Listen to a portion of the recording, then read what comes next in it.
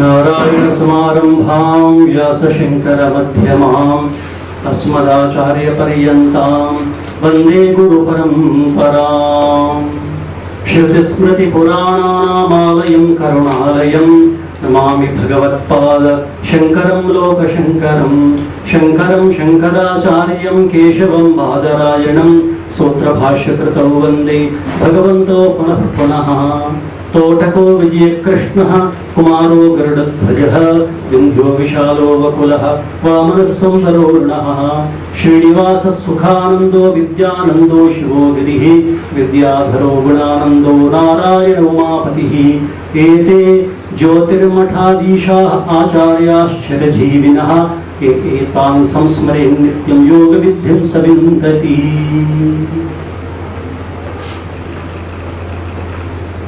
पहले वार्ता पत्रिका बंधु लोगों को संबोधित करने के पहले थोड़ा हम निवेदन करना चाहता है कि दुनिया से सबसे बड़ा धर्म है, दुनिया में जो बड़ा धर्म है अनादिकाल से चलते आया सनातन धर्म है। उस सनातन धर्म के लिए 100 वर्ष इस भारत देश में भक्तादियों को अनुग्रह करते हुए पूज्य जगद्गुरु शंकराचार्य महाराजेश्वरी प्रातस्मरणीय धर्म सम्राट उत्तरामलय ज्योतिष पीठ पश्चिमामलय द्वारका शारदा पीठाधीश्वर के रूप में इस देश को आजादी दिलाने में भी स्वतंत्र संग्रामी होकर पूरा तन मन से समर्पित हो गया। ऐसे गुरु महाराज जी चातुर्मास्य संपूर्ण करके सीमोल्लंघन की अंश में विधिवत से सभी लोगों के बीच में ही है। ऐसे महाराज जी का भौतिक शरीर निर्विकल्प समाधि में ब्रह्मस्थ स्थान में पहुंचने की बाद वहाँ जो विधिवत से होने वाले कार्यक्रम सभी पूरा 11 तारीख हुआ गुरु जी का शरीर जो शाम वो होने के बाद सनातन धर्मियों को बहुत दुख लगा। ऐसे महापुरुष इतिहास में अभी तक नहीं आए, क्योंकि एक पीठ में एक आचार्य हो सकता है परंतु दो पीठों में आचार्य बनना इतिहास में पहली बार है।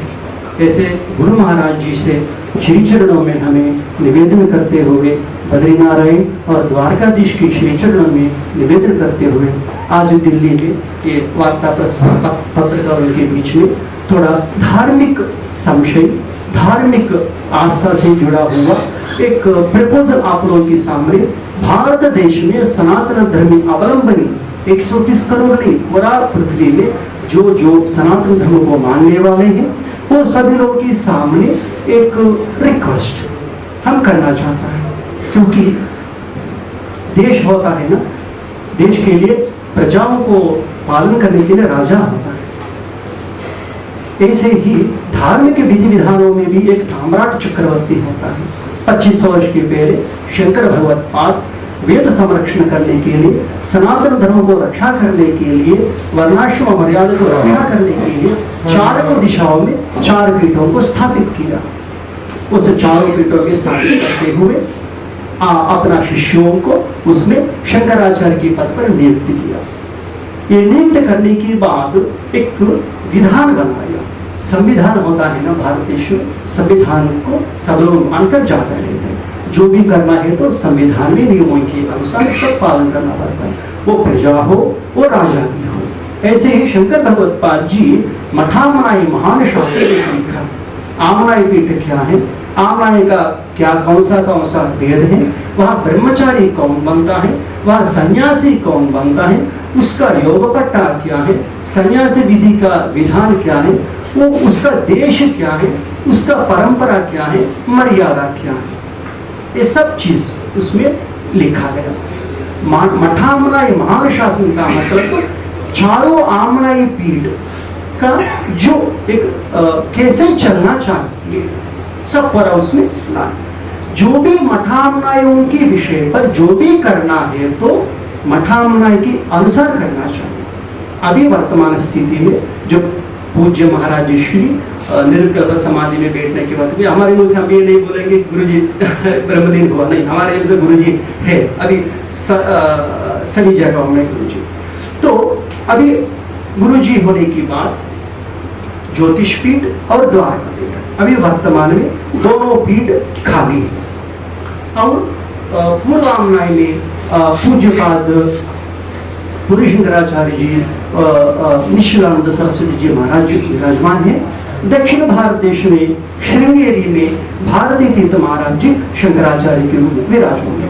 अभी हम ये दोनों पीठों के लिए ज्योतिष पीठ और द्वारका पीठ दोनों पीठों के लिए जो रिक्त स्थानों को वहां एक योग्य व्यक्तियों को, योग्य व्यक्ति की माने जैसे शंकर भगवत पाद जी आमनय पीठों को स्थापित करते हुए जो उक्त लक्षण संपन्न की व्यक्ति की लक्षण दिया, ऐसे व्यक्ति को ये दोनों स्थान पर विराजमान करने के लिए हम सभी लोगों का कोशिश कर रहे हैं।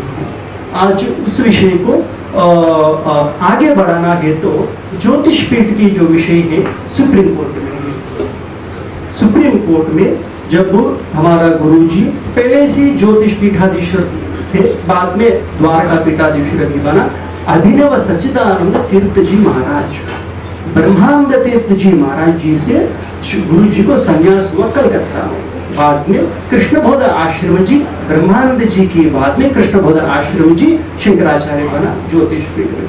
वो होने के बाद गुरुजी तब ज्योतिष पीठाधीश्वर हुआ।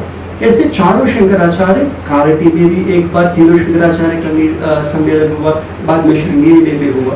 बाद में जो अभिनव सच्चिदानंद तीर्थ जी महाराज उस समय का तत्कालीन आचार्य थे द्वारका पीठ में, गुरुजी से अनुरोध किया, जीवन काल में अनुरोध किया। कृष्णबोध आश्रम जी भी जीवन काल में अनुरोध किया वहां, तब द्वारका पीठाधीश्वर बने। बाद में कुछ समस्या आया तो वहां वासुदेवानंद सरस्वती स्वामी जी और गुरु जी का केस सुप्रीम कोर्ट तक पहुंच गया। पहले इलाहाबाद में हुआ, बाद में सुप्रीम कोर्ट तक पहुंच गया।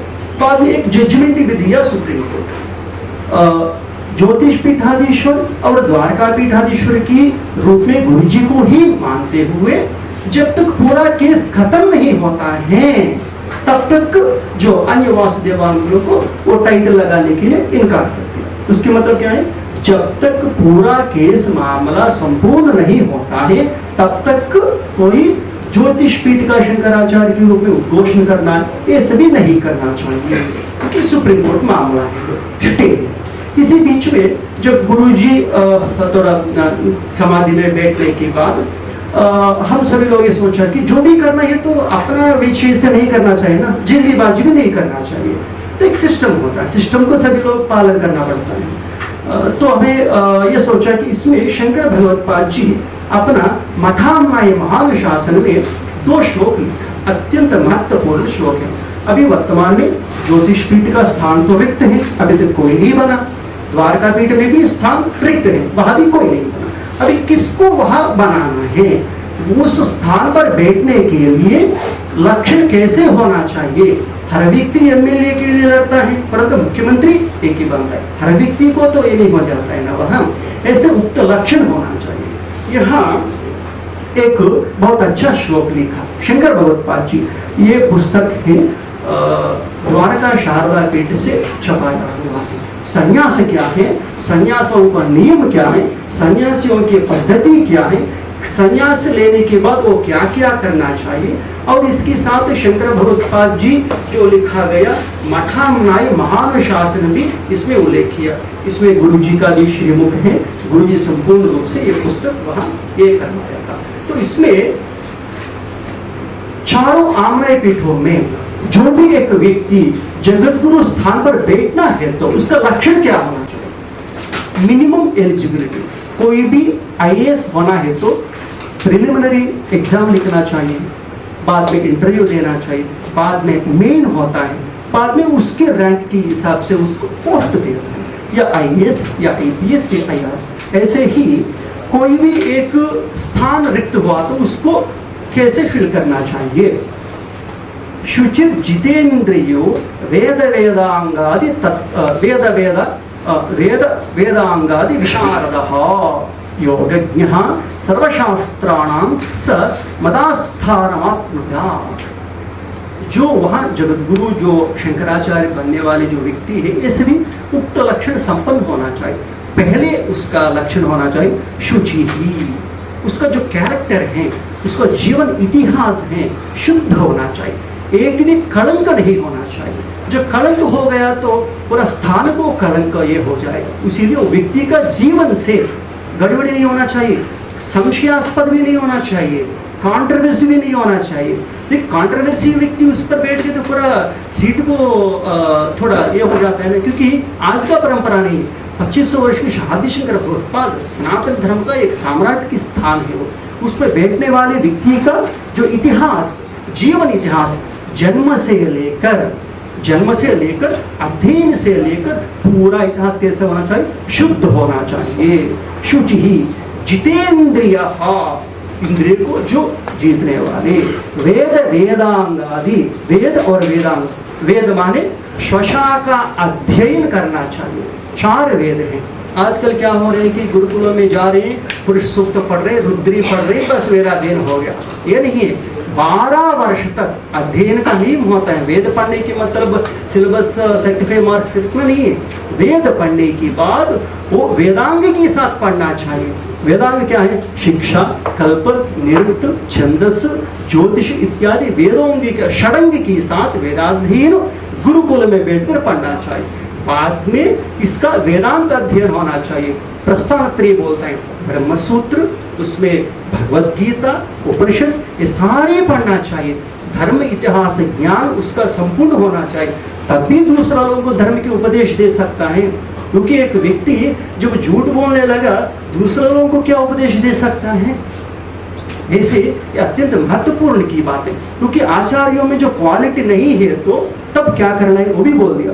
ये सभी योगज्ञ, इतना ही नहीं, योगज्ञ होना चाहिए। योग विद्या में, योग विद्या की मतलब पतंजलि महर्षि जो लिखा गया योग सूत्र के अनुसार योगज्ञ यम, नियम, आसन, प्राणायाम, प्रत्याहार, धारणा, ध्यान, समाधि, इस सभी में पारंगत होना चाहिए। वह केवल हमें ठीक है एक छात्र संघों की प्रेसिडेंट हो गया, बस हमको पेपरों में हमारे फोटो आ जा रही, फेमस हो गया, ये ट्रीटमेंट नहीं होता है यहाँ। और ये सभी पारंपरिक विद्या होना चाहिए। इसको ये कॉलेज का डिग्री यहाँ नहीं चलता है, कॉलेज में 2 वर्ष पढ़ लिया तो BA हो जाता है, ये नहीं चलता है। पारंपरिक, परंपरानुसार है ना। इसीलिए बिरुदावली में भी वो सभी बोलता है सर्वशास्त्राणाम, सारे शास्त्रों में उसका ज्ञान होना चाहिए। सारे शास्त्र का मतलब क्या है? षड दर्शन है। सनातन धर्म के अनुसार षड दर्शन होता है, 6 दर्शन है। उसमें पूर्व मीमांसा है, उत्तर मीमांसा है, ये सभी षड दर्शन का ज्ञाता होना चाहिए। ये सभी होने को ऐसे वाले व्यक्ति को विधि विधान से जो इस पदवी पर प्रतिष्ठित करना चाहिए। एक चीफ सेक्रेटरी होना तो पहले तो IAS पास होना चाहिए, कलेक्टर बनना चाहिए। ऐसे वाले व्यक्ति धीरे धीरे से जाना चाहिए, एकदम तो नहीं बनता। और कलि प्रभाव से 2 श्लोक याद रखना चाहिए। कोई कलि प्रभाव से, आजकल तो कलि प्रभाव बहुत हर जगह में फैल रही है ना, कलि प्रभाव से कोई भी एक व्यक्ति जानबूझकर उसके ऊपर बैठने के लिए कोशिश किया तो